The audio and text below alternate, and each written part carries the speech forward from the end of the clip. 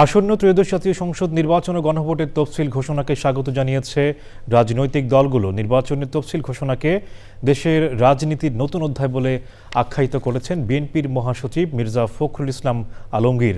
তফসিলকে স্বাগত জানিয়েছে বাংলাদেশ জামাতে ইসলামী।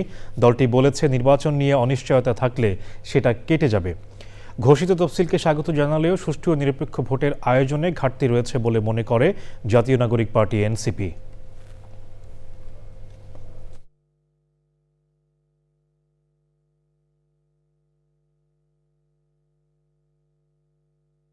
নির্বাচনের যে তফসিল ঘোষণা হয়েছে তাতে আমরা মোটামুটিভাবে সন্তুষ্ট। আমি মনে করি যে বাংলাদেশের রাজনৈতিক ইতিহাসে নিঃসন্দেহে একটি অত্যন্ত বড় উল্লেখযোগ্য একটা ঘটনা। আমাদের প্রত্যাশা যে নির্বাচন কমিশন একেবারে নিরপেক্ষভাবে, সুষ্ঠুভাবে, অবাধ এবং একটা গ্রহণযোগ্য নির্বাচন অনুষ্ঠান করবে। এই ঘোষণাকে আমরা স্বাগত জানাচ্ছি।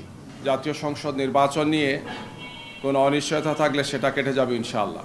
এবং এর পাশাপাশি আমরা এটাও বলতে চাই যে জাতীয় সংসদ নির্বাচনকে সুষ্ঠু, সুন্দর এবং নিরপেক্ষ করার জন্যে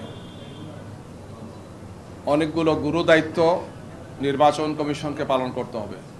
বিশেষ করে সবগুলো রাজনৈতিক দলের জন্য লেভেল প্লেইং ফিল্ডকে নিশ্চিত করা, অবৈধ অস্ত্র উদ্ধার করা।